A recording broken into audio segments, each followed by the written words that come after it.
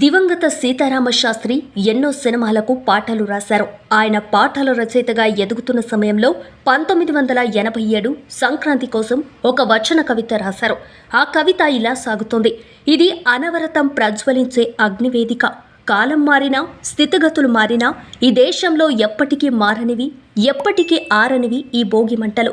పాడి పంటలు గాథెల్లోకి పుష్కలంగా గాథెలెక్కి చేరినప్పుడు భోగభాగ్యాల ఆనందలాస్యం ఈ భోగి మంటలు.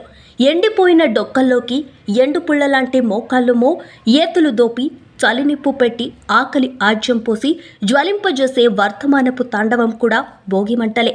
గాథెలు నిండటము, నిండుకోవటము ఏదో ఒక స్థితి, ఆనందమో ఆక్రోశమో ఏదో ఒక మనస్థితి. కన్నీరు మాత్రం విశేషణాలు మార్చుకుంటూ స్రవిస్తూనే ఉంటుంది.